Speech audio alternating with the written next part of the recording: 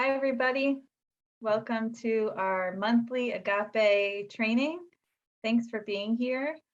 I'm really excited about tonight and what we have going on. Tonight is our adult adoptee panel, and I just want to thank our presenters ahead of time just for the gift that they're giving to all of us by sharing their story and allowing us to learn from them and hear from them.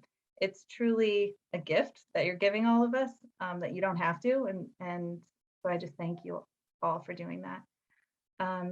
So the way the evening's going to go is each panelist has agreed to kind of just start out sharing their story with us and then allowing us to kind of ask any questions that you have about any of them. They've opened it up for any question about anything. So at that time, I'll just kind of open it up for questions and you can unmute yourself. If you want to type in a question in the chat, I can read that aloud. And then we do have some kind of predetermined questions if we have time at the end that we'll do. But that's how the evening is going to go. So let me introduce our panelists. And oh, you see their names, so you don't need to wave. But Chester Jackson is the Coalition's Helpline Coordinator. Hi, Chester. Ellen Early is a Family Support Specialist. Kylie Regan is a Family Support Specialist. Mac Morris is the Youth Coordinator. And Rose Hedich is not an employee of the Coalition. She's just a lovely volunteer who's joined our panel. So I'll let you guys take over from here and introduce yourselves and tell your story. And thank you all for being here.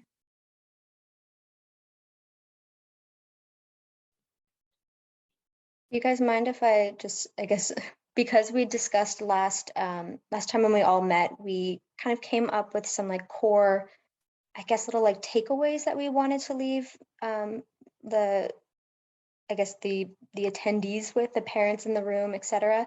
If that's okay, if I just quickly kind of run off a couple like things that we were thinking about, just because I think it's valuable, if that's all right with the rest of the group. Cool. Okay. All right. Well, sorry about that. But so I guess before we go into kind of introducing ourselves, I just wanted to, I guess, highlight some of our thoughts, I guess, on how best to approach this evening. So we wanted to encourage adoptive parents in the room, or even foster parents in the room, parents in the room, to just, as you're asking questions, try to ask them through the lens of how can listening to the panelists' individual experiences and perspectives help you become a better parent for your child. So we want this evening to be kind of an opportunity to, I guess, like, yeah, engage in, with the adoptee experience and encourage you to reflect, I guess, before, during, and after the panel. And this to me is, I guess, the most important piece, and perhaps to my other panelists, but I always like to do a disclaimer whenever I'm asked a question about the adoptee experience, or even about my personal experience, or if they're just asking in general. I have a small disclaimer saying that, I'm only speaking from my experience and I can't speak for all adoptees. So we're here tonight to share our kind of unique individual stories and perspectives as a way to provide potential insight. But unfortunately, we can't speak, or not unfortunately, but we can't speak on behalf of every adoptee. So essentially with that in mind, I guess I'm going to pass it to whoever wants to introduce themselves first. So thanks, guys. I hope that was okay.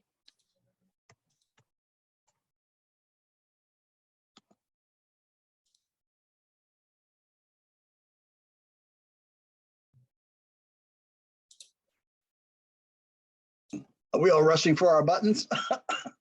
Let's go age before anything else. I'm old, so I'll go first. Time is, who knows what time it is. Excuse me, I'm all choked up. That was a great start, I think, Kylie.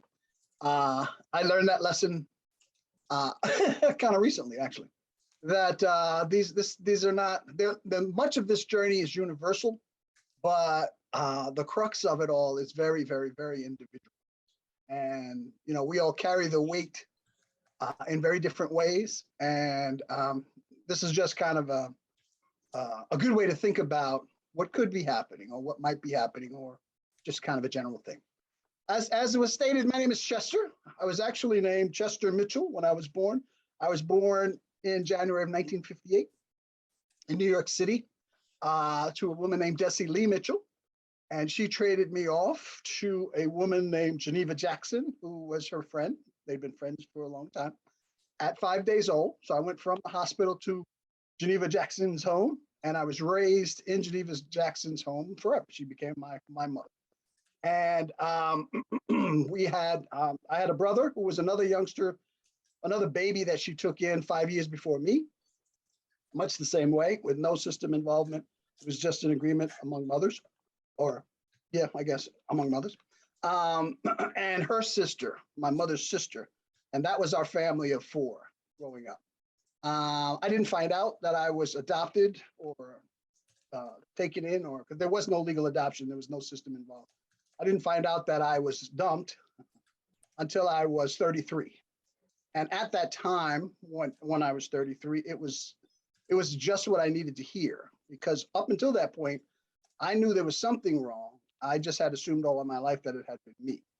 And so I was deliriously happy to discover that there was actually a reason for all the things I felt.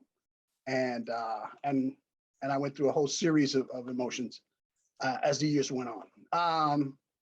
I've been married twice, once at 20, that lasted 2 years, 2 long, grueling years, a lot longer for her, I'm sure.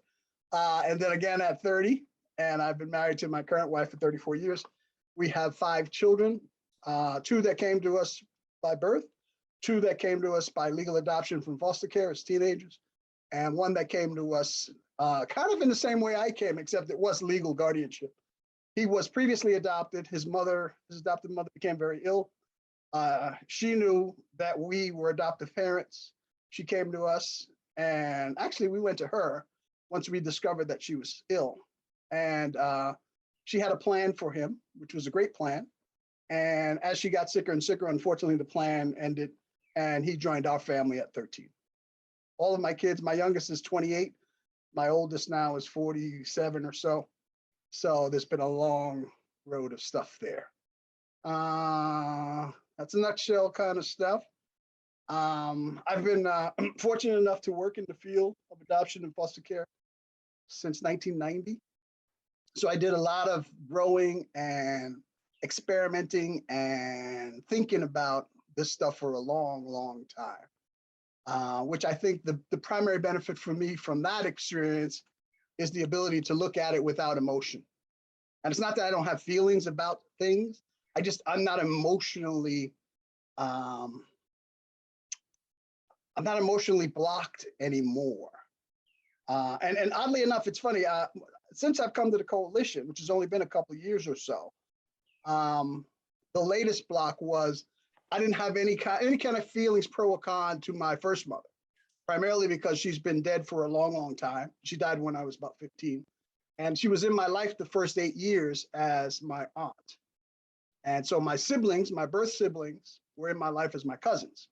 And so at some point when I was 8 or so, my mother's decided, or it was decided, that that relationship would end. And so they just kind of disappeared, and I went on. And then when I was about 33, one of my birth sisters had been following some stuff I'd written, and she called me up in my office one day and told me, I'm your sister.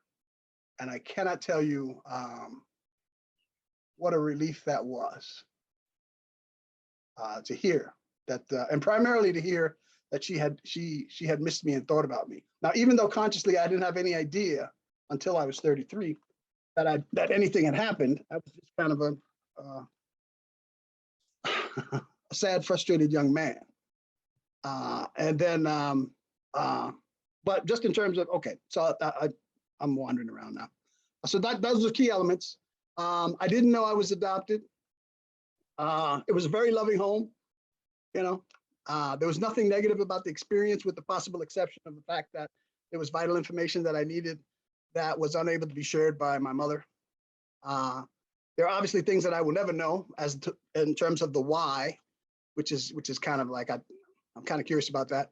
There are conversations that I'm sad I've never had an opportunity to have with both of them, but especially my second mother, because as I've come to realize how difficult her life must have been emotionally and just dealing with this carrying this burden that I didn't carry in the same way. So I think that's kind of a nutshell description. I'll leave that there. All right. So if we're going by age, I'm the next one up, huh? Because I'm the second oldest in our little group here. So hi, I'm Ellen Early. I was born on Christmas Eve in 1972. I was adopted on, well, my parents got me May 15th of 1973. So I spent about 4 months in foster care here in New York State. And my parents always said I came with instructions because my foster mother had written out my entire schedule and all the things that I liked and loved. And so it was kind of neat to have that connection because my adoption obviously was closed, as were most adoptions back then. I was an only child. I grew up as an only child. And you know, there's pros and cons to that too. I always wanted siblings, and I thought it would be very easy. I mean, I was adopted, just go get another one. Like, what was the big deal? But my parents kind of felt like I might be enough for them. And they were probably right. And, you know, I looked like my parents. And that plays a part in this too, because I definitely looked like I could be my parents' child. My dad had curly hair. My mom had big blue eyes. And we would get that a lot, you know, just out and about with my parents. And people would say, oh my gosh, you know, she's so cute. She looks just like you. And then when I was with my dad would just say, oh, thank you. And he'd kind of wink at me or, you know, squeeze my hand and would like it was a little secret, you know. Whereas my mom would say, yeah, isn't that so funny because she's adopted. So she's, you know, she's really not, she was adopted. So it's, how could she possibly look like this? And I guess, you know, at the time I was always like, oh my God, stop, so embarrassing, you know. And people would always respond, you know, the way that people respond, like, oh, whatever, you're such a saint or whatever, which my mom didn't really fall for the saint stuff. I gave her a hard time. She knew she was no saint. So, but it was interesting the way that my parents both reacted to my adoption, whereas my father kind of wanted to just, you know, pushed under the rug and I was his kid. My mother was very open about it. And I think now looking back, that's because there was no birth story. You know how people say, oh my gosh, what a beautiful baby. And somebody says, oh yeah, well, I was pregnant for this long and I had this, you know, tremendous labor. And you kind of go into that. And my mom didn't have that. So this was her version of, you know, because I'm also a mom. So I see where she was coming from. She's always been very proud of our family and how we became a family. And you know, she never wanted me to feel any shame about it either. So she was very upfront and happy to share it. And I appreciate that about her. So, and we always celebrated Adoption Day. Like we celebrated Adoption Day until maybe last year. And probably when I was in my 30s, I was like, can we not celebrate Adoption Day anymore, please? Like it's a little much, you know? And there were times in my life where I was happy to celebrate it because obviously my birthday is Christmas Eve. So to have Adoption Day in May, it was like, you know, 2 birthdays. And that was fun. But there was a point in my life where I was like, I don't want to, I'm done with the whole like I'm adopted thing. Like, let's just let that part go. We're family. I've been around for, you know, 20 years. I'm just part of the family now. Let's forget about the adoption piece. And so she kind of toned it down and it went from, you know, like a cake and little presents and stuff like that to, I think she actually forgot this year and texted me the next day and said, oh my gosh, I can't believe I forgot Adoption Day. It was such a great day. You were such a cute baby. And you know, she does her little spiel that she does every year. I was like, that's okay, Mom, I understand. You know, we're all getting up there in age, so it's all right. But so I guess the other thing I wanted to touch on was, you know, as a kid, I was fascinated with the nature versus nurture sort of debates that, you know, went on. And I was a kid in the 80s, so I watched a lot of Phil Donahue and Oprah and Sally Jesse. And that was like, they loved pulling those nature versus nurture things. And also surrogacy was becoming like a thing. And, you know, it was just like a big debate, I guess, in pop culture. And so that really caught my eye because I was curious. I mean, it was a closed adoption. I had no idea. I had no experience of what my birth family was. And my adoptive family was just so inclusive of me, and just like, it didn't really matter how I got there. I was just the family, and that was it. So that nature versus nurture thing has always been a fascination to me. And I was talking with someone yesterday, and I was talking about the weird things that people say to adoptees. And one of them, I guess I should back up. So it was a closed adoption, but when New York State opened the original birth certificates, I got my original birth certificate, and it was March of 2020, right before the shutdown. And I posted on one of the adoptee pages, and I said, hey, I got this. I don't know what to do with this information. And somebody said, well, I'm a search angel if you want to send me the information. And I did. And within an hour, I had my birth mother's name, picture, address, her entire high school history. I mean, I had everything. And turns out she had been living about 10 miles from me my entire life. And so I kept that information, and I didn't really act on it. And my idea was, I don't want to just go busting into somebody's life. I don't know, how that would be received. And I kind of felt like it was a closed adoption. It was a long time ago. And really all I wanted to ever really know was health history. That was my biggest resentment, is that I had no health history. And especially after I had kids, then I felt really resentful that I had no health history. And that's always been a big deal for me. But I sat on the information about my birth mom, and I didn't act on it. And, come to find out, a lot of adoptees do that, but they don't feel like they should when there's a closed adoption, just kind of insert themselves into a life that maybe was never wanted. We don't know. We don't know the circumstances.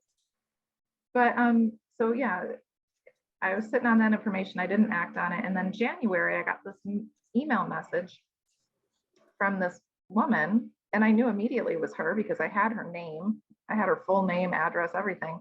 And she emailed me and said, through an old website that I had registered on like 15 years ago. That's where she found my email address. And she emailed me and said, I'm not sure how this works, but I think you might be my daughter. And I emailed her right back and said, yep, I absolutely am. And so we've been in contact since January. And it's been really good. It's been really good, like surprisingly, because I had no expectations of how it would be. I don't, and I still don't. We keep taking it, little by little. I have a half sister and a half brother, and she's been married to 47 years to the same guy, not my birth father.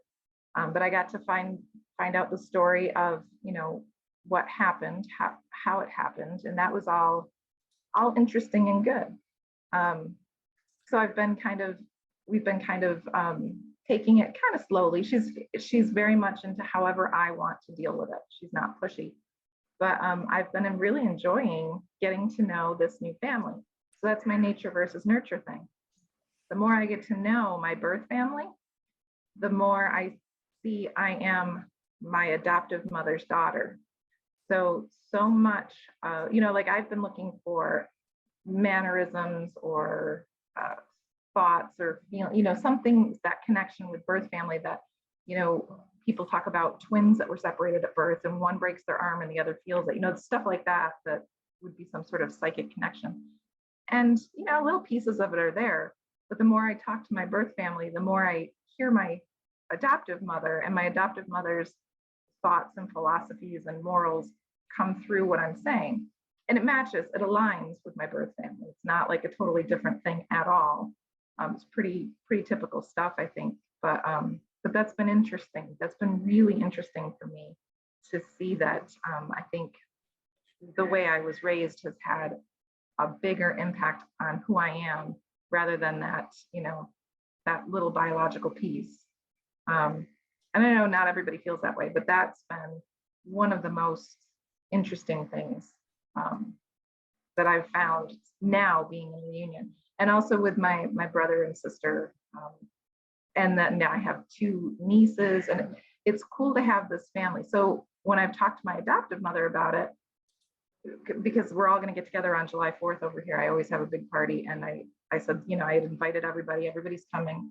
And my adoptive mom said, which she's just my mom, I'm just trying to distinguish for you guys, but my mom said, it's so wild to me to think that you have that whole other family. And I was like, oh God, yeah, that must be a lot for you. You know, that's got, because, you know, it's exciting for me, it's scary, it's all these things for me, but I have to take into consideration her feelings as well, because she's my mom. And I said, yeah, I mean, yeah, they're a whole other family per se, but really they're just a nice group of people that I'm getting to know. Because you're my family, for better or worse. You know, so a lot of times it's been worse, but but you're the family I have. You're the family I know. This doesn't replace you.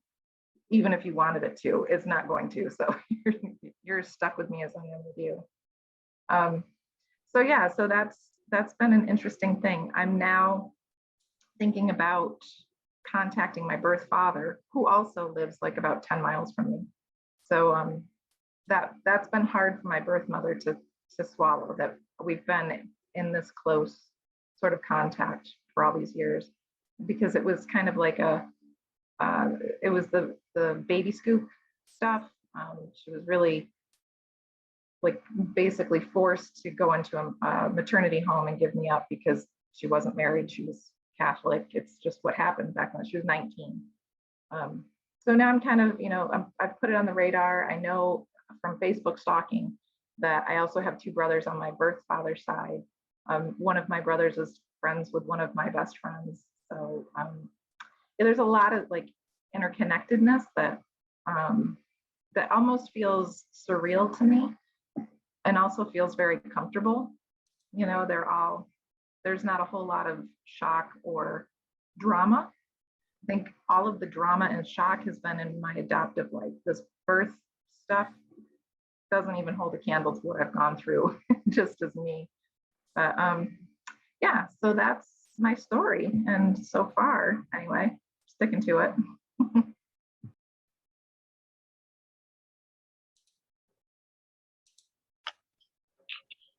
Oh, I'm the next oldest, I guess.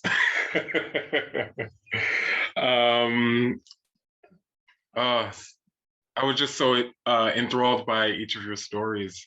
Almost forgot my own. So and forgive me, guys. Like if I'm talking in fragments, it's kind of true to form in terms of how I came to know so much of the history of my adoption story. So let's see. To my present knowledge, my story begins in April of 1987. I was born to a Black woman whose name I just recently discovered because I was also granted my OBC after 34 years. Her name was Debbie Black. She was 26 years of age when she gave birth to me, and she was a native New Yorker. Those are some of the prominent pieces of information on that original birth certificate. I didn't know any of this as a child. What I was told by my parents, probably around 6 or 7, was that I was domestically adopted, that I was born in Harlem Hospital, and then placed in foster care with a Puerto Rican family. And about a year and a half, at 18 months, I was adopted by them, a Southern Black parents who raised me in Flatbush, Brooklyn. My mother's name was Annie McDonald, and my father's name is Johnny Morris, and they combined both of their last names to make my name, McDonald Morris. I like to joke that I'm a series of last names, McDonald, Mandela, Morris. And it's very funny because when I saw the name of my mom, my birth mother, Debbie Black, I also saw my name. She didn't give me a first name. She just gave me a last name, which was Black, of course. And so that kind of gave me a little like power to the people. um, but yeah, so I've been told this story, this origin story by both of my parents at different stages of my life whenever I asked questions, and it would always end with that's all the knowledge that we have. And my older sister would share with me at a later point that my parents actually decided that they were going to adopt a girl originally, because they had only raised girls. And it was through my older sister kind of sharing with them some statistics and information about how Black male boys at that time, this is of course the 80s, were not being adopted at the same rate as girls. And so she, you know, kind of nudged them to encourage considering a male boy. Um, she also told me that when they first laid eyes on me, when they first saw me, that I immediately ran towards, or maybe crawled, to my adoptive dad and grabbed his leg. And I guess that really was what cinched the deal. Um, uh, what can I say? I guess each time that I've heard my adoptive story, I often would feel a number of different things. I mean, you know, like of course I felt the kind of joy and excitement that you receive whenever you're being told a story from a family member about who you are or where you come from. But I also had a kind of disbelief because my family, similar to Ellen, my family looked just like me. I looked like them. I mean, my mom was more fair skinned, but my dad and I share similar noses, similar facial features. So I always just felt like, is this a lie? Are they just, you know, elaborate storytellers? Which was interesting because my parents were surrounded by artists. I also grew up in a middle class kind of home, and my parents were real enthusiasts of the arts and often had a lot of interesting, eclectic people by the house. I remember that as a really young boy, and there are tons of stories being told. So I just thought that this was just one of those many stories. But uh, with such limited knowledge about my birth parents, I often didn't feel like there was much to share. And because my parents looked a lot like me, or I looked like them, I mean, we resembled each other. I didn't experience the same struggle that from what I've heard and from what I've learned, a lot of, let's say, transracial adoptees experience, where, you know, it's just so there. It's so um, present, the difference. And so I think I was able to kind of glide and slide through my childhood and maybe even my young adult life without people asking any questions. Anytime questions were provoked would be because of me. I would share, hey, I'm adopted, and then people would ask me, how do you feel about that? What's that been like for you? Do you know anything about your birth parents? And I would share with them the information that I'm sharing with you guys tonight. Um, so one of the things that I did notice, though, was um, whenever strangers or people outside of our family made any remarks about the nature of my adoptive family, when they would mistake the family to be a biological one, my parents never corrected them. You know, they never shared with them any information about my adoption or me being adopted. I think they only did that with close family, and I think a lot. I think my parents were just kind of protective of me. That's kind of my assumption, um, but I think to a certain extent it then led me to feel like there was a great silence. You know, as I grew older, I started to just feel like there's this big silence about who I am. You know, I don't have very much information, and maybe because my parents didn't have a lot of information about, or what they say, you know, I have a lot of information about my adoption, they might have felt a certain level of shame, or a certain level of guilt, possibly, in not being able to, you know, relay more of those pieces for me. But all I know was that there was that silence, and I never really hunted for more information as a child, or even as a young adult. In fact, part of how I came to this agency was through an adult adoptee support group that was being held in Ithaca, in one of the branches in which we work. And it was the first time in which I was in a space where people were talking about their adoption experiences. Most of them were older than me. And I just remembered something within myself just kind of cracking open, and, feeling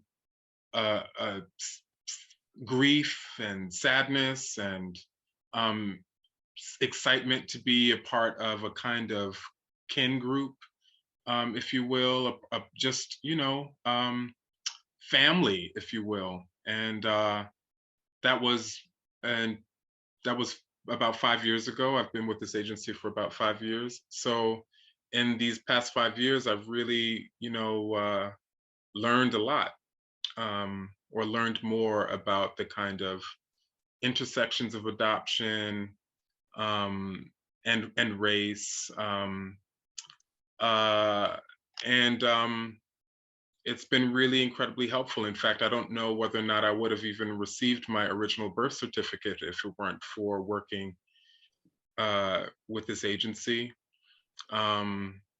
and being connected to folks who have such insight and such incredible stories that have really kind of pushed me to dig deeper within myself and to ask certain kinds of questions. But let's see. My parents, which is an, I want to kind of talk a little bit about my adoptive parents a little bit. Um, you know, they were um, they were the kinds of people who really were motivated by a sense of um, uh, they had a strong family ethic and a strong love ethic. And I'm just kind of amazed by their own journeys as African American, people. Like, again, I was raised in a middle class Black home. Both of my parents were college and graduate degree having people.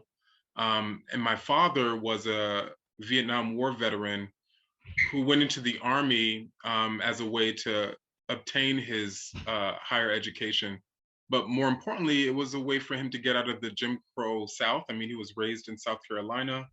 He was raised on a sharecropper land. And interestingly enough, he was also the product of kinship guardianship.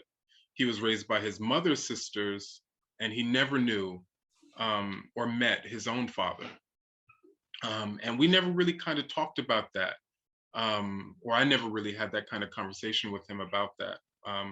But I think it was one of those traumas of his own life.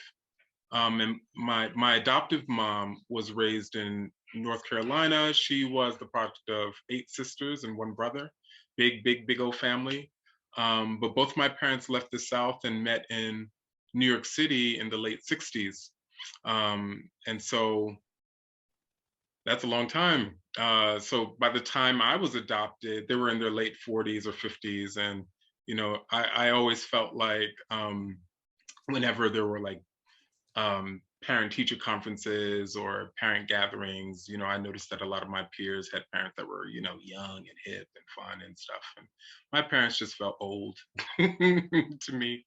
Um, um, and another thing that, and I'll just end by saying this. Another thing that I remember being told about my adoption story was that I had crack cocaine in my system as a child, which of course meant that my mother was one of many Black residents of a community that was infiltrated with crack cocaine. What many of us know as the Nixon's war on drugs. I learned in college was actually a war on Black communities and anti-war activists, actually, you know. But nonetheless, it absolutely devastated Black communities and led to the rise of crack babies and crack moms and of course a foster care system in which, you know, the image that we have of a child in need inevitably became one of a Black image. So, you know, I'm the product of a Black community that has been brutalized by racist policies and led to the destabilizing of the Black family through drugs. But I'm also the product of the resilience and resistance of a Black community that has been to war and back, literally, my father, and utilized resources advantageously, you know, to propel his life in a way that he could be self-sustaining, but also that he could adopt and raise me into the adult that I am today. So yeah, that's just a little bit of my story.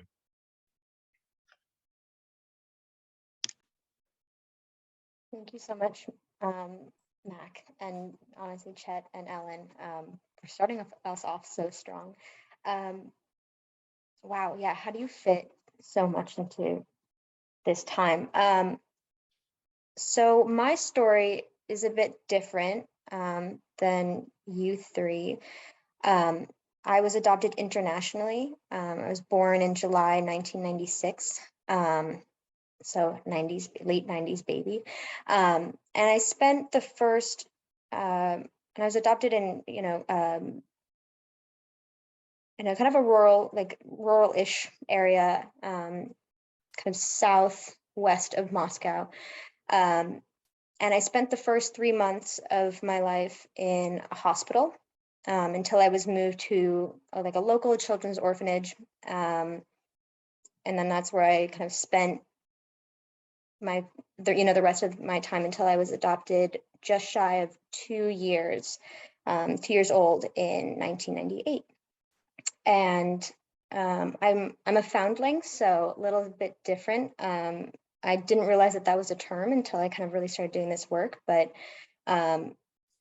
instead of, orphan being you lost your parents due to, death, foundling is typically the placing, of a child for adoption. So I thought that was interesting. But yeah, so I was adopted in 1998 by a single parent who very much wanted to build a family. And a few years after that, she returned to Russia to adopt my non-genetic brother, also from Moscow. So growing up, I had, it was me and my brother and my mom, and we were raised in Lower Westchester. And my mom, Mac, is interesting. You were saying, large family. My mom, even though I didn't grow up with a second parent, my mom made up for it as far as being one of 8, very much Irish Catholic, big Irish Catholic family. And so, it was my mom and everybody lived, farthest it was, Albany and, to the north, and then farthest south was New York City. So we were all like very much nestled, right in that area, as far as my aunts and uncles, grandparents, cousins. So I grew up in a very, very, very large family. And then the town I grew up in was very homogeneous, very much, white Irish Catholic as well. And similar to Ellen and Mac, both myself and my brother look very, very much like my mom. I mean, I don't have the height that my family has. Everybody is like 6 foot. But besides that, I mean, growing up kind of similarly, Ellen, we would walk down the street and, people would stop and, say like, oh my gosh, your kids, they look so much like you, or, I bet you're going to be, whatever it might be that they, would stop her. And again, the way that she responded to those questions depended very much on, I think, the situation and, you know, who was asking, but it was anything from, you know, wanting to, you know, give a lot of detail or being, you know, kind of shrugging, you know, any questions off or just not giving anything. So, but so having been adopted internationally, I was only given a very small piece of information. I have to say though that I definitely have more information than a lot of my my fellow international adoptees. So I recognize that as I think of it as a gift, having any kind of information. So, but I was given my birth mother's name, my name given at birth, and then a single piece of medical history. And so I'm really grateful for that piece. But again, I would love nothing more than to have more medical information. I really, really wish that that was something that I had access to, especially now at 25, having spent the last 2.5 years just like having my whole world change because of figuring out like medical stuff. So I mean, that I think would have been a real gift. That being said, I don't even know if my birth mother knew some of that stuff, so I can't, you know, hold anyone accountable. But yeah, so I didn't have a lot of information. So growing up, I would ask for my mom to tell me anything she knew, any stories, you know, can you give me any information, any pictures, any, you know, and I probably asked, you know, her to tell me my adoption story time and time again. And I don't know if it definitely wasn't me necessarily looking for, you know, any, like not trusting her to give me like another, you know, piece of information, but I just needed to hear it so that I, you know, I think so that I felt that I had that origin story, right? That I could be like, okay, this is who I am, because I had nothing to go off of, you know. I was like, this is, I have crumbs. I'm like, what do I kind of do with this as far as, you know, my identity? And very much, you know, I think I didn't really think a lot about the fact that I was an adoptee. I mean, I was like, I don't know, every kid has like their, you know, their family's created in different ways. And that was very much my stance until I hit probably middle school. And then, my gosh, with the mix of hormones and navigating, you know, just the start of trying to seek, you know, a certain level of independence and figuring out, you know, who you are in this world. My world just like, it was completely turned, you know, upside down. And I went through a huge, like, kind of on and off, you know, process of trying to figure out if I wanted to potentially start the, you know, the search to find information, or if I didn't, or if I wanted to try to like connect to my culture, or if I didn't. And I was just, and it was a constant, you know, back and forth, trying to figure out what I wanted and what I needed. And that was really complicated. I mean, I have strong memories of sitting up, I mean, definitely embarrassing, but late at night trying to, you know, listening to, you know, YouTube videos of, you know, the Russian alphabet being sung, and, you know, pop songs, like Russian pop songs. Like, I don't know, I have probably 3 memorized at this point because I listen to them that often. You know, do I know what they say? No. I can have like 5 words, you know, 5 Russian, you know, words probably memorized. But I think that's something that for not all, but a lot of international adoptees, that's a very shared experience, I think, trying to figure out where you fall, I guess, into like, how do you want to like either reclaim or not, or maybe a little bit of both, that, you know, either that culture, that language that you started out with and then were removed from.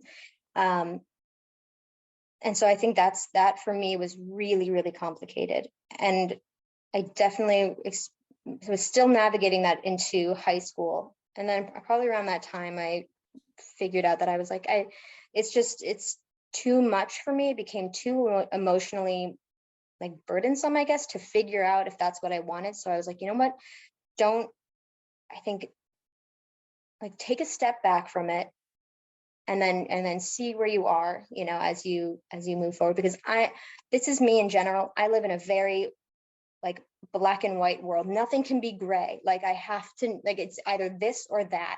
There's nothing in the middle. So I think for me, I was like, you either have to like explore this or you can't. You have to cut it off entirely. So as I got older, and this is still something I struggle with today, I have to get comfortable with the gray area.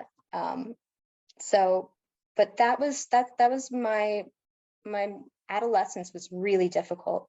I was like, I think I was also growing up in an emotionally unsafe household. So I think it's hard for me to distinguish what was my, we always talk about this at the coalition, like what is being just a teenager, what is being an adoptee, and then what is also just like other environmental, factors maybe at play. And so for me, that's really hard to look at my adolescence and kind of piece them all or like give them all their own categories. But I think that not feeling safe in my house, but not knowing that I wasn't, that I was feeling unsafe until I was much older, I think played a role, even if I wasn't consciously aware of it. I 100% knew how to not upset the fragile, like the delicate order in my house. So I think for me personally, asking questions or like the desire to seek out information or to, start the search process or not, or, express an interest in my past was encouraged, but like encouraged, so it was very confusing as to like, at what point is it too much, like, is it just like an understandable level amount of like curiosity, or are you pushing too much? Like, are you making the adult in the house uncomfortable?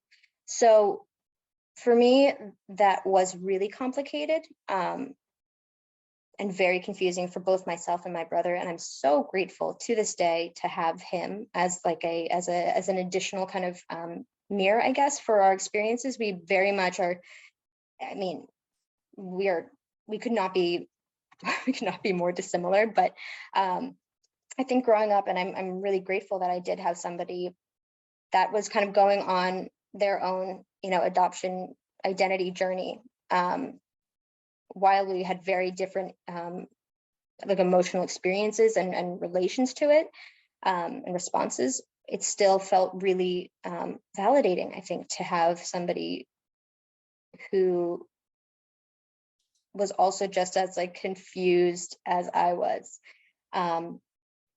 And I think, and I'm so grateful that I have him to be able to talk to and just be like, hey, and I think maybe that's just siblings in general, being able to be like, oh my God, do you remember, X, Y, or Z, or, and so all of that kind of bundled together in the fact that we both shared the same country of origin was really, really and is really important to me. So I'm trying to think of anything that I've kind of left out, but I feel like I've covered a bit. I think of it as you guys ask questions. If you ask questions, I'll answer them. But I think I'll leave it where it is. But thank you all for listening, and I'll pass it to you, Rose, last but certainly not least. Hello, I'm Rose. My last name's Hedek. It's German, so it's like Munich. My mom, right, let me back up. So many thoughts, so many great stories I just heard. I was taking down notes like, oh, that's good. I'm going to comment on that. But of course I didn't remember any of it. So, yeah, so I'm Rose. I'm 21 years old. I was adopted from Pingnan County of Guangxi, China. I'm also transracially adopted, or trans, oh my goodness, internationally adopted, but I'm also transracially adopted. So my mom is like as white as a cracker. She does not look like me at all. Chester's cracking up in the corner. But I love her. She's amazing.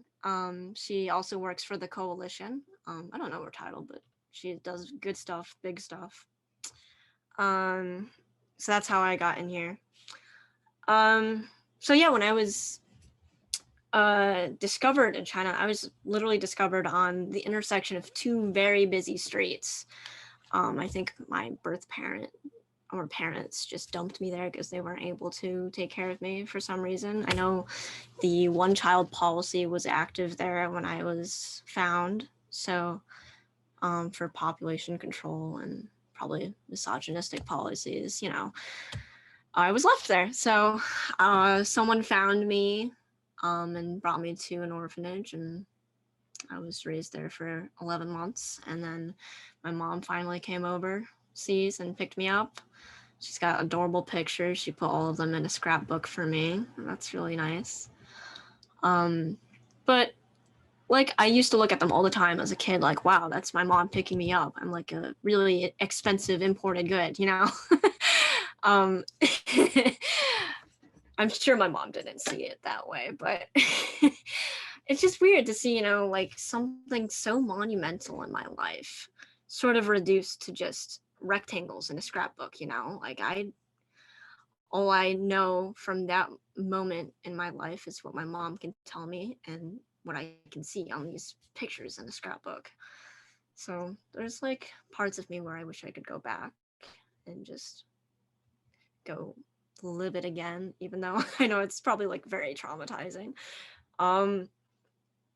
But like Kylie said, she's not alone. She has a sibling. I also have siblings who are all internationally adopted. I have 3 younger brothers, 2 of which are from different parts of China than I am. And then I have a brother in the middle who is from Guatemala. My brother that's closer to my age, he's 2 years younger than me.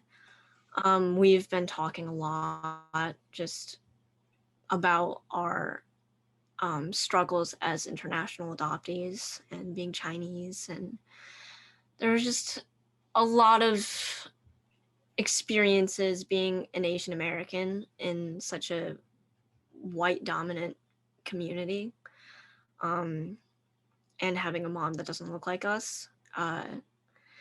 Like I would ask my mom all the time, like, hey, like, what was my story? Why did my mom give me up? You know, like, why aren't I with her? And I'm sure it was pretty painful for my mom to hear those kinds of questions from me, like, oh, why do I have to be here? Like, I know it wasn't phrased like that, but you know, but like she gave me the same answer, like she doesn't know, she can't tell me those answers, but she loves me nonetheless, right? And I was like, well, yeah, of course you do, Mom, you're my mom, like. But you know, a part of me that was so curious and still didn't get an answer was like, well, if she's not gonna give me an answer, I'll just come up with my own story. So I started like writing stories as a kid, coming up with those. And then I remember when I was younger, I learned that, you know, birth children who live with their birth parents come right out of the mother's body. So I'm like, so Mom, if I didn't grow in your belly, where did I come from? You know, this was before she sort of fully explained that I came from a whole nother human. And she's like, well, you didn't grow in my belly. And I'm like, okay, well, you think I grew in your heart? And she's like latched onto that, just like something really corny that she liked. But yeah, I guess I wanted to talk more about my childhood growing up as a transracially adopted adoptee. My mom would get all these comments when I was like, you know, in the stroller. She's just pushing me around town. See you, Katie. But yeah, she, you know, everyone would see like this little brown baby and then this like 6-foot white woman pushing me around. And they're like, what is going on, you know? And some people would be like, oh, she's so beautiful. She's so exotic. Like, where did she come from? As if I was like some designer handbag or something. Like, you know, at least, I don't know. I try to joke about it, but sometimes it does make me uncomfortable thinking about it. But my mom was very, very good with handling it. Like, you know, like she's my daughter. She's not exotic. I love her, and it doesn't matter where she came from. Like, you can't just collect her. She's not a collector's item, you know. So I'm grateful for that. She's like my best advocate, especially with like all the racial tensions going on recently. She's been very concerned about my safety, so I'm overly grateful for that.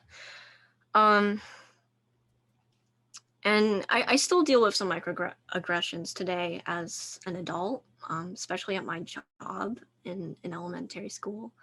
There's just like a lot of ignorance going around, and there's the kids, you know, they're products of their parents, you know, the nature versus nurture whole deal.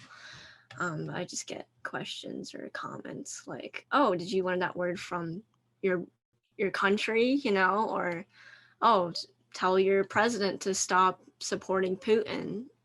And I'm like, what? We have the same president. What are you? What are you saying? You know, just lots of ridiculous stuff. I guess I also want to talk about like different efforts my mom took to culturally enrich me, since she can't speak a lick of Mandarin, but she would send me to culture camps. She would come with me, but like there's a culture camp at the Keuka College, and it was for a bunch of Chinese adoptees around like, I don't know, maybe like 4 to 12, something around that range. And they would have like college age Chinese adoptees teach the younger kids about their own culture. And I really enjoyed that because I had like a sense of camaraderie from my peers, but then also, thanks, Pakita, they don't, and that's why I have to educate them. It's just exhausting, especially when I have to do other like normal expected job responsibilities. I have that additional element to it. So but yeah, the camaraderie from my peers at the cultural camps was great. Having the older adoptees seem sort of like an older sister, older brother sort of figure to me was great. But as I got older, it sort of felt strange reflecting back on it, because it felt like this very niche community was being like sort of placed in an isolated, almost like island. Like, I guess what I wish was it was more like diversified and enmeshed with other people that looked like me that weren't just adoptees. Just to get more of that cultural immersion besides like adoptees who learned it on their own.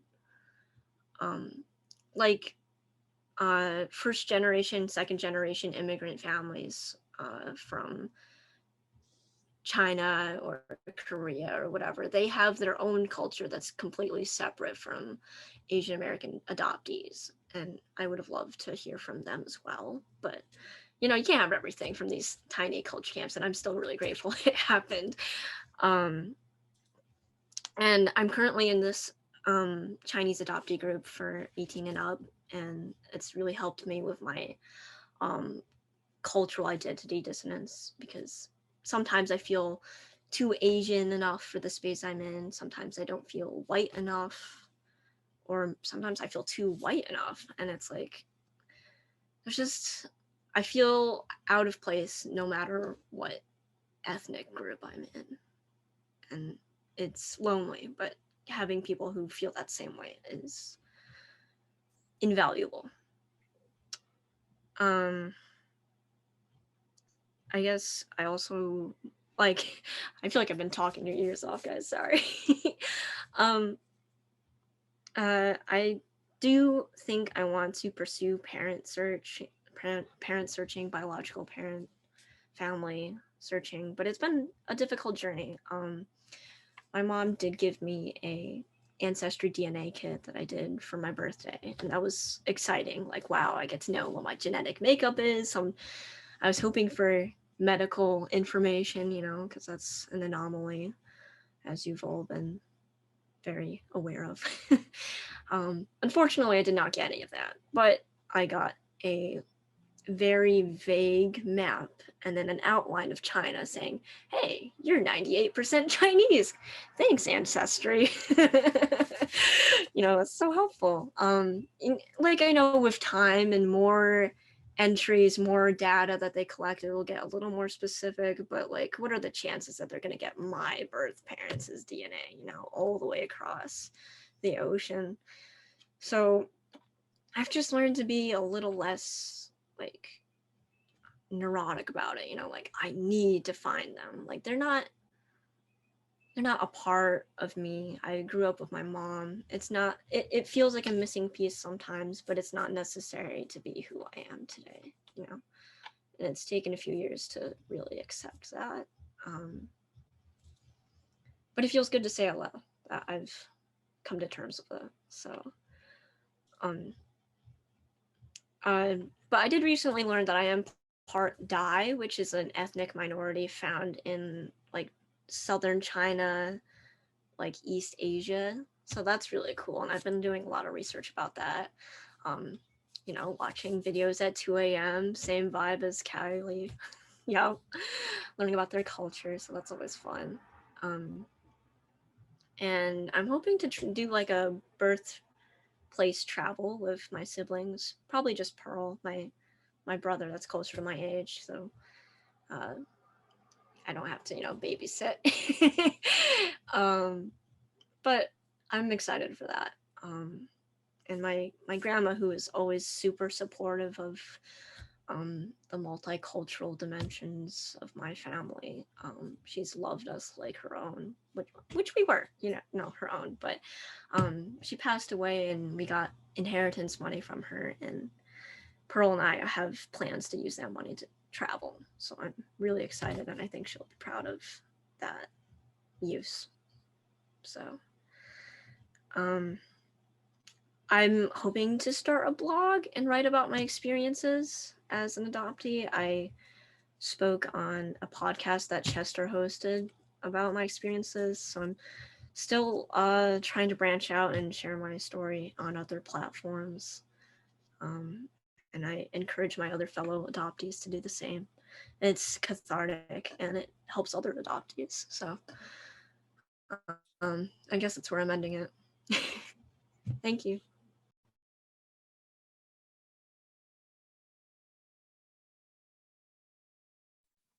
Thank you all so much.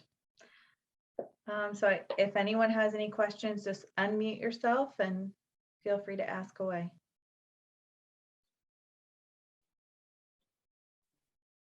I have a question for Chester. So Chester, hi, I'm Cheryl. How are you? I know you were talking about how you felt the kind of unsettled about, you know, you knew something was different. Was there identical, like, was it, were you able to like use like a tangible word with it, or is it just something you kind of felt inside? Do you know what I mean? Yeah. As I think as a kid, I always felt, and I don't think I felt inadequate as a kid, but I mean, that's ultimately what it was. It was a sense that that there was something about me that my mother wouldn't, you know, like it was a secret. Like there was something about me that I didn't, you know, I just accepted it as it was my defect because my mother was wonderful, right? Because, you know, and that was the way I survived. Is I did everything I could. Like I think Kylie was talking about how you know how to walk that line where, you know, you walk into a room and you know exactly, you know, you can feel when, uh-oh, I'm making somebody uncomfortable. And so I knew how to do that very well. And it took me a long time to come to grips with what I was doing was trying to be, you know, almost invisible, like furniture. I thought about it as like I was an ottoman. So I went into a room and I wanted to get the people in that room comfortable. And it was always adults. Kids I didn't worry about. With kids, I just kind of shrank back. And I was always a tall kid. So, you know, I didn't get a whole lot of guff from other kids. But with adults, you know, like I was automatically in that, how can I be of service mode? And so,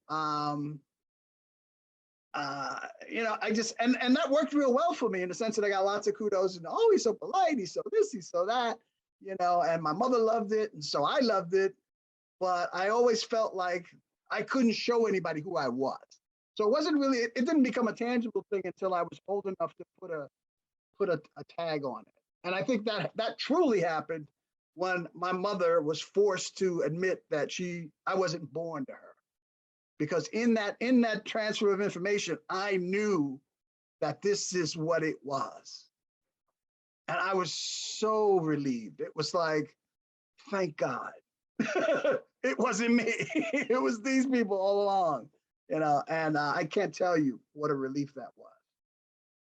So I don't know if that answers the question now. Yeah, thank you very much. Sure.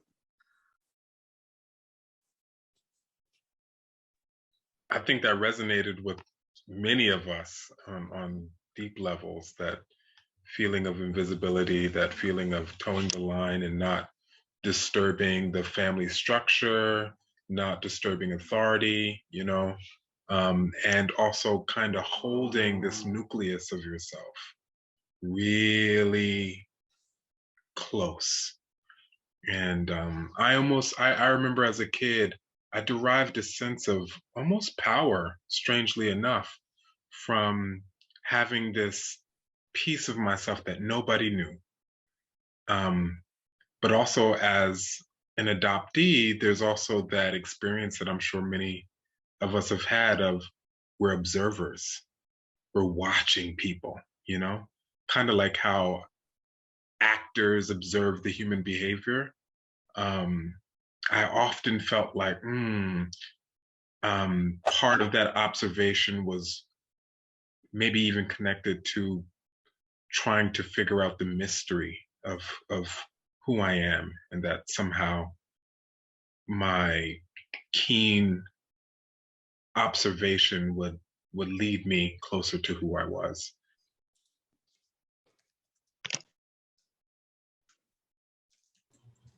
Yeah, I think my experience is a little more, like, slightly different. It's definitely similar in the fact that I was a little afraid to express like my curiosities about my adoption, or just like negative feelings associated with it.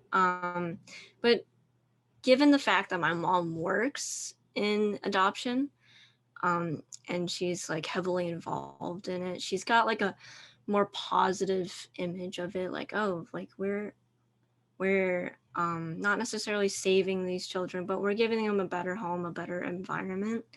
And so I guess when I was growing up, and it was hard for me to accept that I came from another family, it was harder for me to bring that up to her and voice like my struggles, my sadness, because I didn't want to like tarnish her positive image of something that she chose to do and something she chose to work in. She's gonna watch this later, so hi, Mom. But we're adults now, and I think I can have that conversation with her. But it's nice.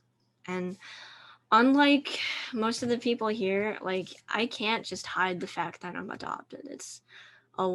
It's something I have to do. It's like being forced out of the closet. Like, if you see me and my mom, you're not going to assume that we're related. But then if I have to say, oh yeah, my mom's picking me up, like, we're going to go to the store later, and then you see her and you're like, what do you mean? Your mom? Like, and then I have to be like, oh, well, I'm adopted, blah, blah, blah. It's like, it's like an afterthought for me, but it's the forefront for most people. I gotta hop in here and say that my fellow panelists here have this lovely way that they apparently were teenagers, and I was not that. I did not have that same feeling of like I needed to keep it calm from my mom. In fact, I think I was absolutely the opposite. And I was holy hell on wheels. I was so rotten from the age of 15 straight on through to at least 18 or 19. And she, you know, she was basically a single mom at the time. My dad was around, but he was kind of out of the picture. But yeah, I mean, from just every single typical terrible teenager thing. She was dragging me out of bars. She was, you know, hunting me down. And she did those things that moms do. And, you know, I was sit and hate at her every which way. And I was never scared though. And I guess that's another point. And I don't know why. I was never scared that they were ever going to give me away, ever. Never crossed my mind. And I don't know why that is. I was scared growing up as a little kid that somebody was going to come and take me away from them. And I don't know where that comes from, but that was my biggest fear, is that I was going to just get hauled out of my house at some point away from my parents. It was like terrifying to me. But by the time I got to be a teenager, I was over it. And I was, you know, I don't know where that comes from, but I definitely, I was not the one that was trying to make nice. I was walking into the room and making sure that they knew I was there and exactly how much I hated each and every one of them. And it's terrible. And I've apologized since. I have apologized to her on a couple of occasions, but I don't know why that is, but that was definitely, so if you have those terrible teenagers, you know, that there will come a point where they won't be so terrible anymore, at least in my experience. Yeah, Kylie says it was her brother. It was my brother too. My brother was the bad one. And I went through my adolescence in college. That's when I really became a hellion, but it wasn't directed at her. It was directed at everybody else. You know, I should have gotten pulled out of bars, but they didn't pull me out of bars. We had a bar in school, which wasn't a good thing. But I had my adolescence in college. But even then, it wasn't directed at my mother. Never that. Miss Paquita. Yeah, hi. Thank you. Let me lower my hand. Hi, everyone. I want to thank everybody for sharing your story. Thank you. I am an adoptive mom. I'm a single mom. And oh, wait a minute. I'm doing something wrong. Okay, let me stop touching buttons. You know, I adopted my first child. I have 3 children I have adopted. I adopted my first son he was 7 weeks old when I got him. And I never thought to, you know, to even tell him he was adopted. It was only until last year that I went to the coalition, to the conference, and I heard about, you know, telling them, I'm sorry. They know I'm on a Zoom call. And it was just last year that, you know, at the conference, I saw, I mean, I was in a meeting and he talked about telling him, but when he was younger, you know, he didn't look, he's Afro-American, but when he was a baby, he looked more like the South Asians, he looked Indian. You know, I'm trying to be politically correct, but he looked like, you know, one of the not you know, the East, the Asians, Indians. I can't say it, but you know, he looked Indian. And the Hindu ladies would always look at me, look at him, look at me. You know? But as he started to get older, he would say to me, you know, like he didn't look like me, you know, because you know, he was a little darker. You know, and his hair was straight, it was curly straight. And I would say to him, I would look in the mirror, I said, you have 2 eyes, I have 2 eyes, you know, you have a nose and an ears and we have a mouth, right? And he would say, yeah, that was good. You know, and I also just want to say, I had older foster children that was probably telling him, that's not your mother, that's not your mother, you know, and he would say, well, did I come out your stomach? And I would say, well, you was laying on my stomach, and that was good enough for him when he was young. But he'll be 13 at the end of this month. But it was last year that I started telling him that you know, that God, you know, I heard someone talk about from, I think it was you, Miss Rose, you know, because I used to say, God sent you, the angels sent you, you know, and that was good enough for him. All right, just, I'm sorry. Elijah, I'm speaking right now. You'll have to wait until someone opened the door. I'm so sorry. That's him. He's outside of the locked door, and no one else in the front can hear him. They're so caught up on the video game.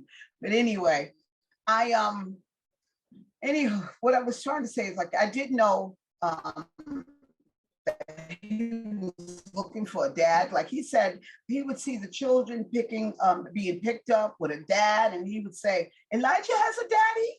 You know, and I never thought about that. You know, I thought I was doing this great thing, you know, adopting a child out. I couldn't have my own children.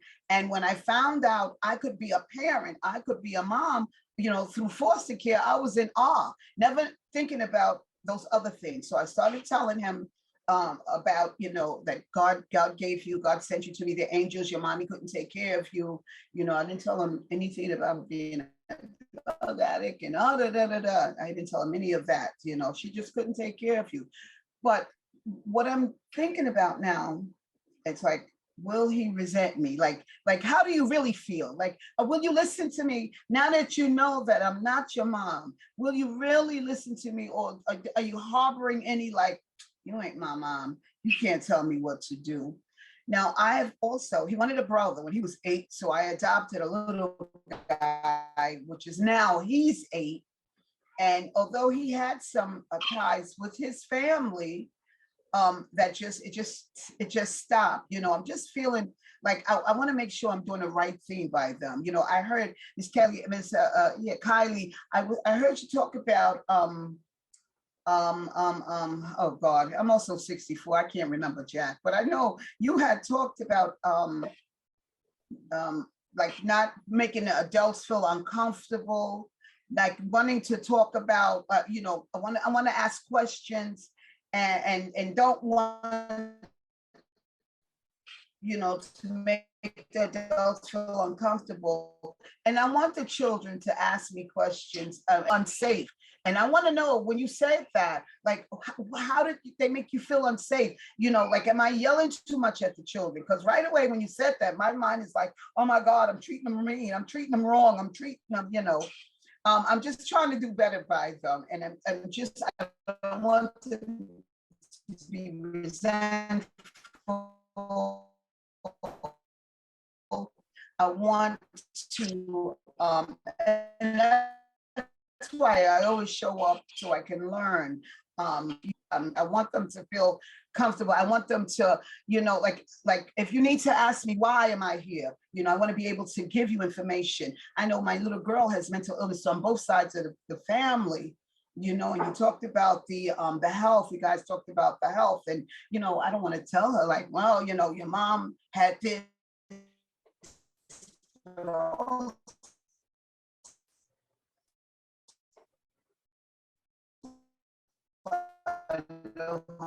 Mom had cancer. Mom died at a young age of cervix cancer. You know, so it's on both sides, and sometimes the fruit don't fall far from the tree and help her. But anyway, I don't want to start babbling on, which I can do. I want to thank you all. Thank you all for sharing. Thank you so much for being truthful and sharing your honesty with us. We'll talk again. Well, Paquita, I heard some good questions in there. I don't know if any of you want to respond to any of those that she brought up. Just quickly, I always like to throw in the idea that, and you've probably heard me say this, Ms. Paquita, I'm sure, somewhere down the road, is that very often adoptive parents sell themselves short. They sell their parenting short, and those kind of answers, those kind of that feel-goody answers. I mean, you said he accepted it because he didn't have any choice. It's not so much that he accepted it. I just remember once I asked my mother, because my brother told me that mommy found you in the trash. And I'm sure that what happened for him was he was 5 years old when I came, that he got no explanation. Here's your brother, you know? So that made perfect sense for him. Mommy found you in the trash. I went to my mother. I said, Mommy, Stanley said you found me in the trash. And I don't remember what she said, but it was one of those kind of, you know, who you going to believe kind of things. And I accepted it, but I also got the message that I can't talk to her about that. And so that became one of those things that I pushed down, So, I mean, I just think it's, as I, you don't know how they're interpreting, kids, but if you're parenting a kid for 12 years, you're his mother. Now, he might not be happy with what, whatever, but, you're always going to be his mother. You're the only mother he's known. So, I mean, I think it's important to just, try to be my, that's all I want to say about that. I agree with you, Chet. I mean, I remember vividly screaming at my mother, "You're not my real mother." And I, as a little kid, and she said, "Well, I'm the only mother you have right now, so take it or leave it. I'm here for the long haul." And I was kind of like, damn. That was not the answer I wanted her to say. But I think you're absolutely right. Your mother is the one who's there. Like, yeah, okay, so the circumstances of how you became his mother is different. I can't remember a time I didn't know I was adopted. So I always knew I was adopted. There was never one big reveal. But at the same time, my mother and her consistency of being my mother, no matter what I said or what I did, how badly I probably hurt her, it did not matter. She constantly showed up and was there and was my mom. And so at the time, it didn't really matter to me. I was still going to push those boundaries. But now as an adult looking back, that's the basis of our relationship as adults, is because she was there every single time, no matter what. She was the one that showed up. And she never, even when she didn't want to, even when it was like, terrible situations, she sure as heck didn't want to be, showing up at some of the places she was showing up for me, but she did. And that's the basis of our relationship today. And also it taught me how to be a person in our society, how to be responsible, how to show up, how to, even when you don't want to do something, sometimes you just got to do it. And those are important lessons. So.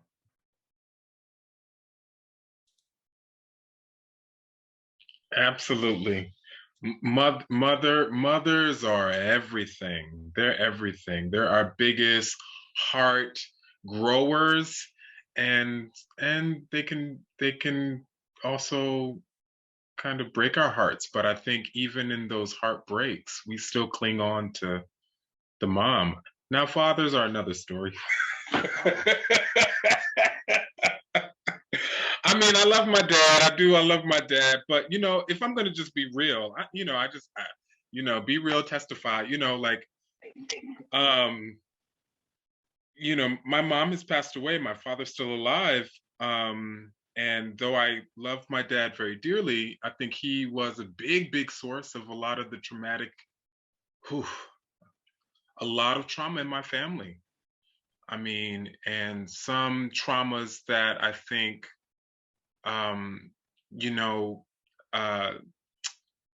some traumas that transgress the boundaries of what can be named in public. And so, people think of them as unforgivable kinds of things, And I was joking around with a girlfriend of mine who came over just a little bit earlier, and we were talking about some of the things that we heard or experienced growing up as both adoptive kids. And my father, who was incredibly violent, physically violent, would say things, like, "We found you in a cave and we could return you to one." Just the kind of things that you're not supposed to say. And so I always felt a deep sense of closeness to my mom, despite the fact that she chose this man as her partner and chose to maintain a relationship with him. But she was everything, and like Ellen said, even when I, had my moments of incredible misbehavior or talking back, or, the thing that I would do as a kid sometimes was I would, say the thing that you're not really supposed to talk about. So I would talk about my father's abuse. I would say to my mom, "This is the man that you chose." And I know that those were incredibly hurtful.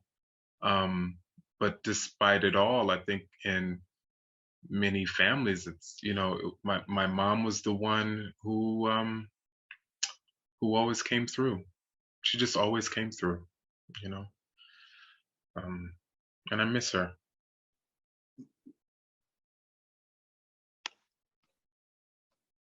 Oh, Rose, you go Oh. ahead. I don't know. It's okay. You can go. No, I'm going to jump onto the mental health conversation that Pakita was bringing up. So if you have something else Oh, before sure. that, Okay. please. Yeah. Yeah. I was still on the current one. Yeah. We were also talking about, yeah, I just had a brain fart. My bad. I think I was going to bring up, my abandonment trauma, just with the fact that I was left on the street. I constantly have a fear that I'm going to be abandoned. And I guess I just wanted to let Pakita know that even though, like, my mom is like the most loving, most caring, supportive mother I think I could ever have gotten. But even with that, I still need like additional support. I need therapy to really remember, like, yes, I won't be abandoned. I'm not going to be left on the street again. It's not going to happen again, but there's just, you know, an inherent trauma that I can't shake, at least not yet. So don't let the manifestation of that in your kids, if that happens to happen, don't let that define your efficiency and quality as a mother. Like, that does not write how good you are. Like, if you're there for them, you're there for them. That's the end of the story. You're there.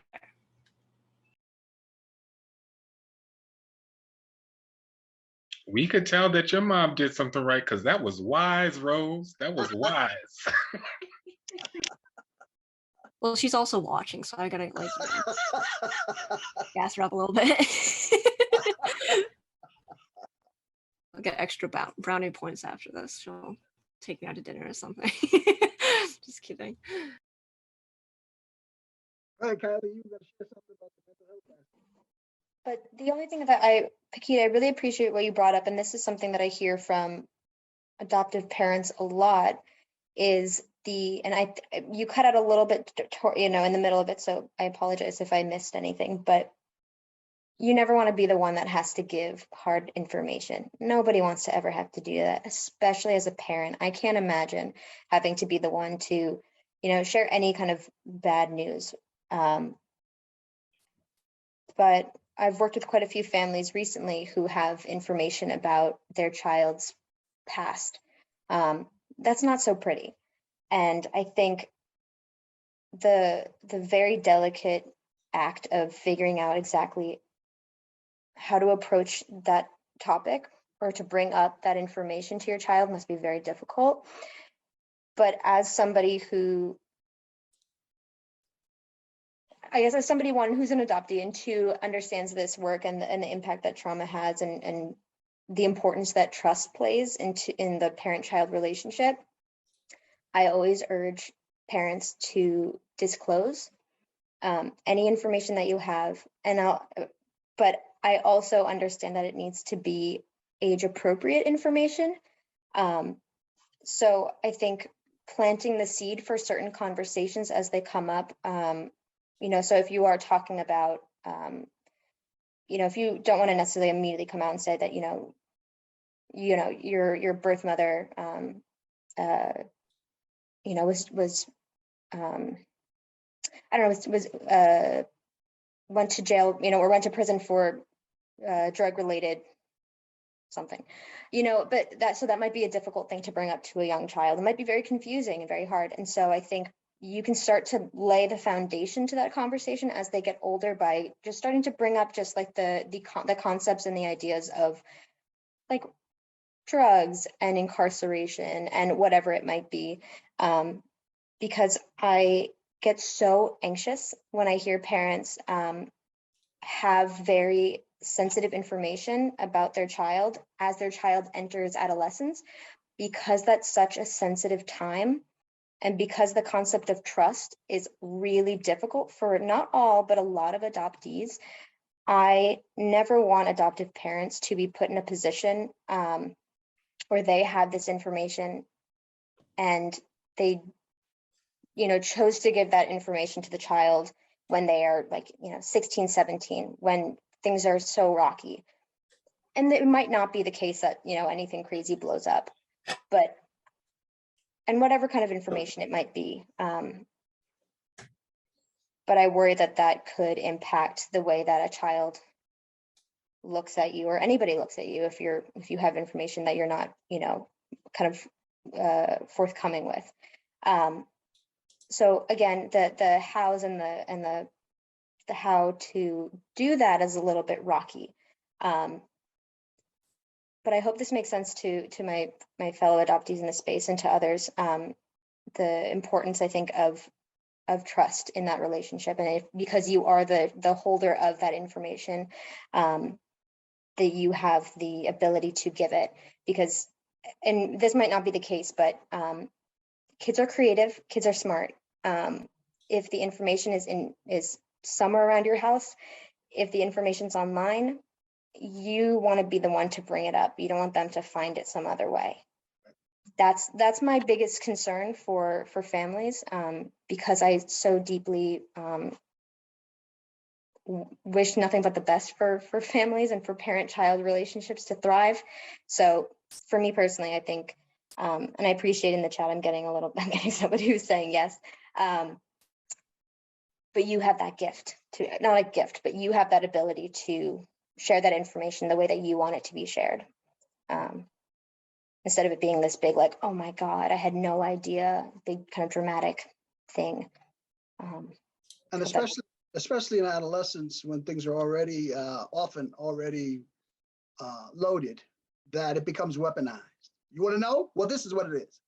And the other piece of it is, that's the one thing that we can honestly totally let go. It's not ours. We as adoptive parents don't have anything to do with that truth. So we don't have to be afraid of it. We don't have to be ashamed of it for them. We don't have to be, we don't have to be anything about it, except like Kylie was saying, we need to feed them enough information, especially when they ask questions, so that when the big reveal comes out, if there's a big reveal, that it's not all of a sudden, and especially when you have foster kids and adoptive kids, there's stuff going on. So to pretend that there isn't, you're just setting yourself up for disaster. It's so much easier just to deal with the truth. And you as the grown-up, as the mother, as the father, get to decide how best to share that information. But the truth is the truth is the truth.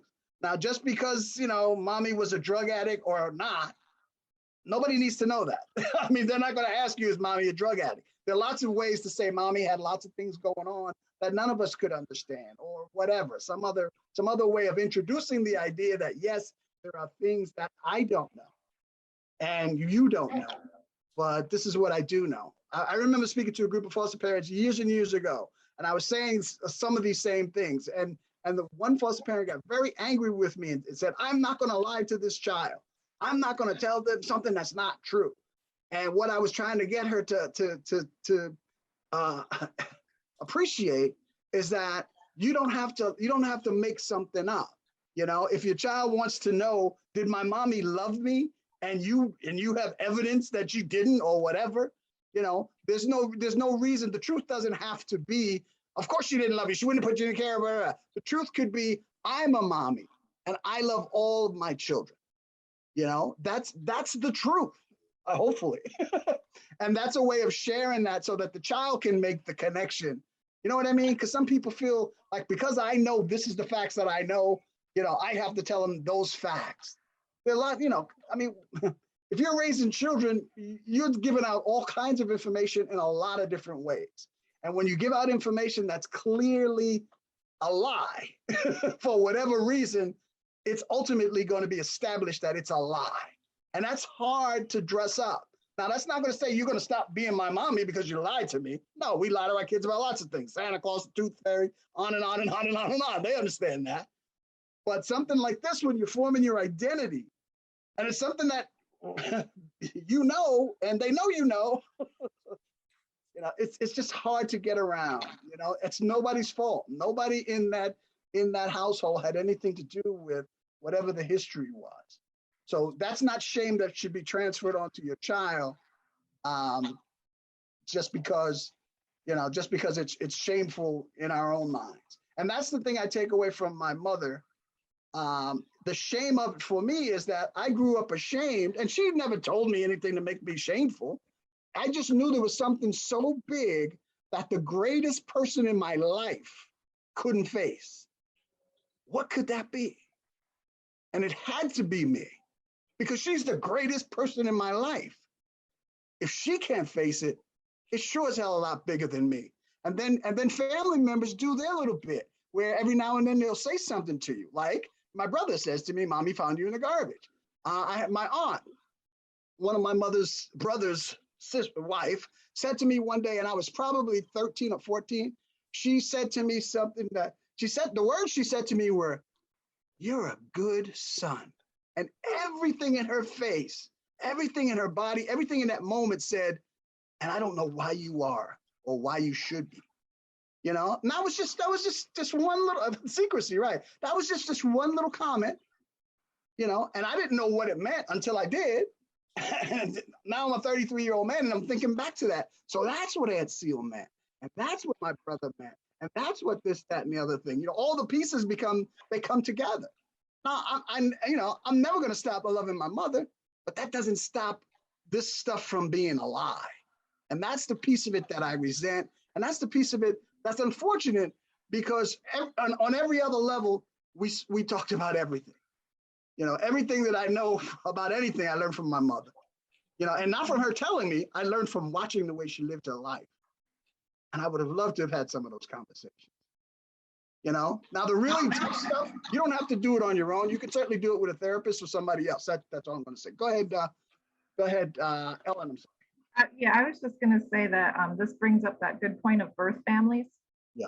And how, you know, doing this work that we do here at the coalition, I've been witness to families who speak poorly of birth families, you know, and who will come right out and say, "Oh, well, the birth," they might not be saying it to their children, but they'll say it to me. They'll say it to other people in conversations that, "Oh, well, the birth mother, you know, she was a drug addict, or the birth mother was in jail, or the birth father beat the birth mother," you know, and they use this language of disrespect towards the birth family. And whether or not they're using that language around their child, those feelings can come through.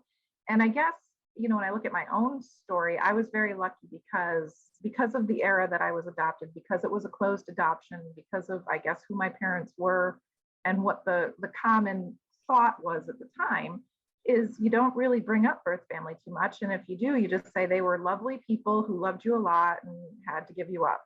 And we're so lucky that we got you. And, you know, they had this great narrative. And so it makes me super uncomfortable when I hear adoptive parents that cannot, or that speak with judgment against the birth family.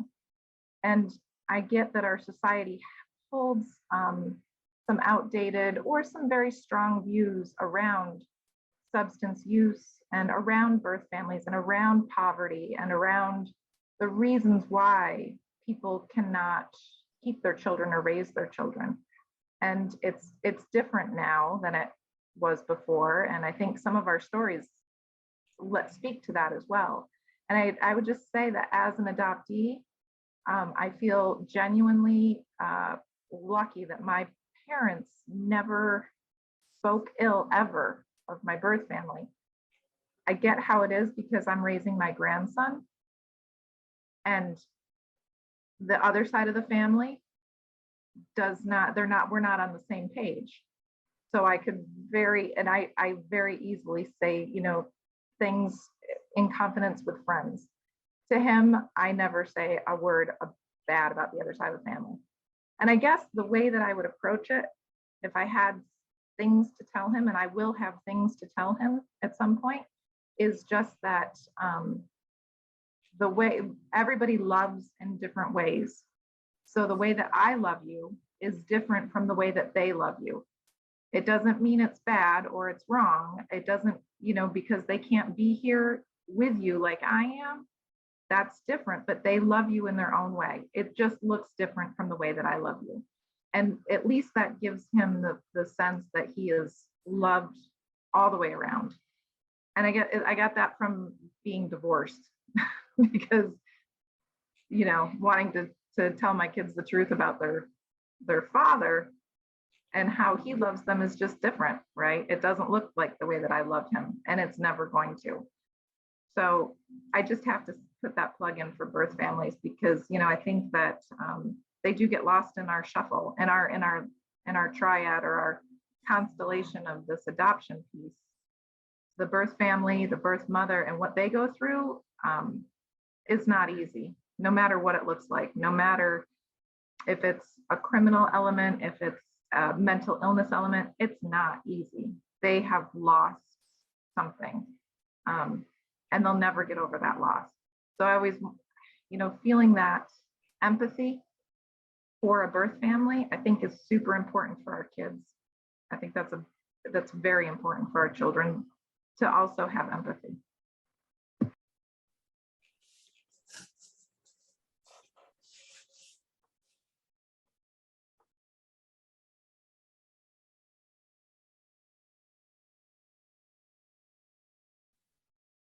Any other questions?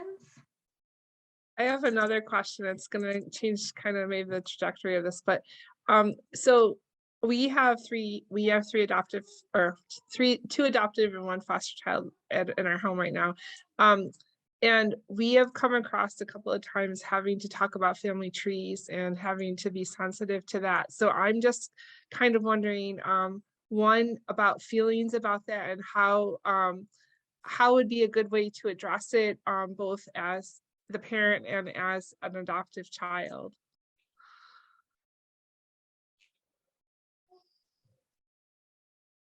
So really, I mean, I feel like we all must have been in school and had to do the family tree project, right? And I think that's complicated because the family tree in and of itself, especially, I mean, the one that I think most of us know, I mean, they're really showing a very like, you know, yeah, they're just showing you like one kind of like a you know, this is your template, this is what you've got, like you have to make it fit in here somehow. And I think when you don't have certain players or you have more people involved, that becomes so confusing. And I think trying to figure out where to include everybody, one, because, you know, one, if there's the worry of including people because then it could hurt other people's feelings. Trying to figure out who is my family, because that in and of itself, family tree, that's so complicated. And then if there's only like, you know, you're just seeing like, this is me, these are my parents, these are the grandparents, you know, I think that's not what, one, most of our families look like, two, not what most families look like, you know, kind of across the board. So as for me personally, that was always really stressful. Mother's Day, Father's Day, I didn't grow up with a father, so I was like, I don't know what to do here. So I was always making things for my grandfather, which is fine, but I think this becomes a bigger conversation on, you know, for schools and how they can I think be more adoption sensitive and also just be more inclusive of all families. This is really interesting. This is something we're actually working on at the coalition. So you've Cheryl, you've made me very excited about this.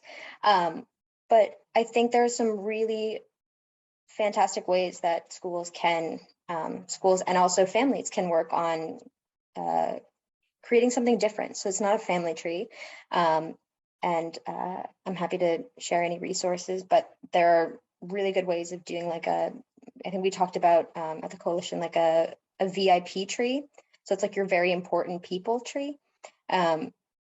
Or you can, you know, just have like child in the middle and then like all of the people that are important to them, because very important people, like that could be your neighbor, that could be, you know, all the people that make you like, you know, that fortify you, that make you feel like those are your people, you know, that's your team. So if you think of it also as like I think families can be a really hard word, especially for kids who have experienced foster care or who are adopted. But I think of it also as like, this is your team. You know, kind of thinking of like a sport, it's for sports because it feels a little bit less of a potential trigger word. And you can create your like soccer team or whatever, and those are all your important people. So I think there are ways to go about it. And Rose, I see that you posted, I think, you said it's an incredibly binary system for such an organic and individualized relationship structure. Yes, okay, love it. So I'll pass off to anybody else here on their ideas. Yeah, I like that you said that. I like that you said that, Kylie, because one of the things that I've done in the past with some of our youth, we established, me and a former coworker of mine established a relationship with the local high school, and we worked with their adoptive youth, some of whom were already a part of our agency, some of whom were not yet. And we would just come in and do art projects with them, you know, really low level art projects. And both me and my former coworker were just thinking about some of the ideas of what exercises, what activities that we could share. And we both were sensitive around family trees, but we understood, you know, the usefulness that they can be if we reframed it, if it could be re-envisioned.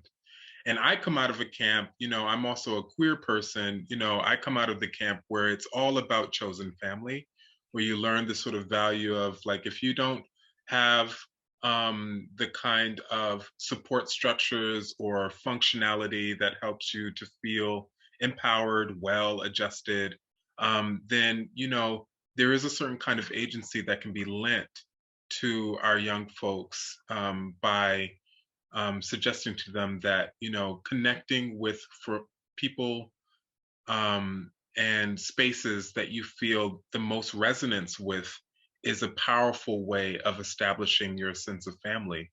And so I thought to myself, well, how can we do that in a kind of art project? And so she brought in a dozen or so National Geographic magazines, because of course we were working with some of the internationally adopted youth and transracially adopted youth. And we just did a bit of an exercise where they kind of would go through the magazine and take pieces out that resonated with them, whether it was flags or if they knew certain kinds of animals or species connected to their heritage or their place of origin.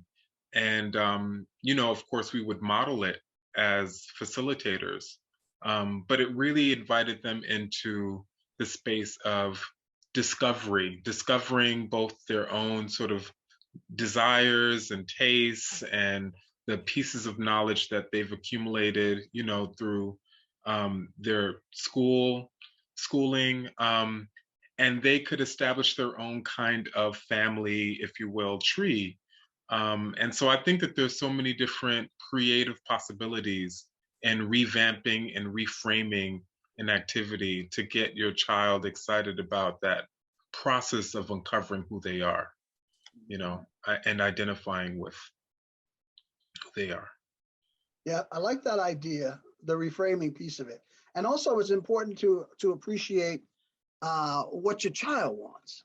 Because some kids just, I just want to fit in. Just don't give me a whole lot of shit. Just tell me, how can I answer this question? And as parents, we can sit there and have that discussion, you know, that this constellation of the VIPs or the people that in your life, who would you include in that? And you might have a child that says, well, I don't want to do anything weird, and just stick it on the family tree, you know, and if you need to have a conversation with the teacher, this is what this is about. Please don't, you know, don't get stupid about it, you know, but it's us as parents not being afraid to think outside of the box. You know, there are different ways of telling the same truth and answering a different question. But I'm just being mindful of the idea that, and my wife, frankly, my wife would have dealt with this. So this is purely me talking as a person talking to other parents. Not being afraid to figure out how can we answer the question and complete the assignment without putting Johnny or Janie in a place where they don't want to be. Now, if Johnny and Janie are cool with, we're going to talk about this whole adoption thing and I got all of this and this is then that's cool, then do that, go that way. But if they just want to put their damn tree up like everybody else, you know, then figure out a way to make their tree. And it could be Coach Bill or it could be Uncle, whatever. But again, that comes from us as the parents not being afraid of dealing with this other thing that's a part of our lives. But I love that idea with the I was thinking constellation. That would have been cool. Like this whole constellation of this is my so-and-so. That's cool. Anyway. I agree 100%, Chad. My family tree, when I was a kid, it had like all my aunts, because my mom didn't have any sisters, so her friends were my aunts. I had every aunt on there, plus their husbands were all my uncles, and I had more of that on the family tree than I did the actual family. Like there were cousins I called great aunts and uncle. I mean, it was very full, but exactly what you're saying. I think it should be up to the kid who they want to put on their family tree. That's what matters. Yeah, I'm loving all of these ideas. I sort of wish that that's how my tree ended up being, but it didn't. It was like very rigid, super like brackety, This was in 8th grade, so I was, still figuring out who I was, and I was afraid to even just like explore that, So there was like a lot of pressure to just fit in with the rest of my class, and they were all doing bracket diagram, tree thingy, whatever's. And like a small part of me was like, oh, I want to make this like unique and cool for me. I want to put like I don't know, Chinese stuff on there, make it all bright red because that's Chinese. But like I didn't want to stand out. I was afraid to. So it just ended up being like on a really bland, like brown, like butcher paper because I really didn't care about this project. And then, my mom and I stayed up late one night and she told me all of these people. I had no idea who they were. And I was like, okay, what name's supposed to go here? What's supposed to go here? I've never heard of this person. And I didn't care about it. Like it wasn't important to me. But I feel like, the point of that was it was supposed to be important to me. I was supposed to learn about the history of where I came from, and it was just a huge sense of disconnect for me, and it was really whack. I didn't like it. But like all of these solutions you guys just came up with, like it sort of filled that gap, and it felt really great. So thank you. I was thinking like maybe like a word web, but like a person web would be cool. Like I liked the constellations idea. I thought that would be neat. Or I'm not Latina, and I don't know if this would be appropriating culture or anything, but like if you've heard of ofrendas, they're like little altars, and they have like picture frames or things that reminded them of loved ones that have passed. I think that would be really cool. But for people that are living, that are in their lives currently, that would be a cool alternative to the assignment. Or maybe even just like a show and tell, like, hey, this is my mom's hat. It makes me think of her, instead of a 2D, this is that kind of thing. Yeah, and that's the power of groups, because there's some amazing parents that have all kinds of creative and innovative and amazing things and when we're so locked into being ashamed or to keeping it private or to all of this stuff, that we miss out on the opportunity to learn from folks who've already been there. They've done that stuff. And there's just so much out there that, you just miss out on because I don't want to go there. That's a delicate area. It's not a delicate area unless you make it a delicate area, because we've already survived it. Thank you very much. Let's try to make the best out of it. Not a delicate area. It's just, that's what happened. Well, we have about 4 or 5 minutes left. Can we do like closing thoughts? I think I already did. Is that your closing thought? It's a good one.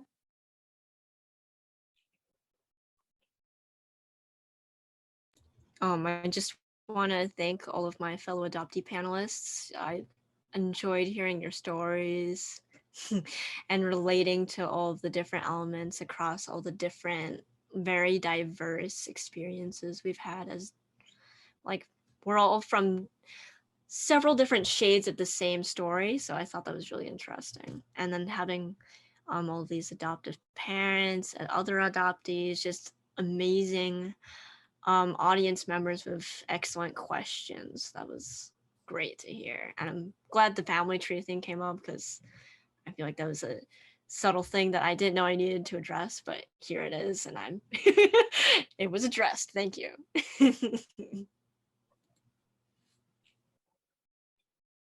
Well, I want to ditto all that you have just said, Rose. And I started this feeling really nervous and feeling really shy about sharing and about how things were going to be.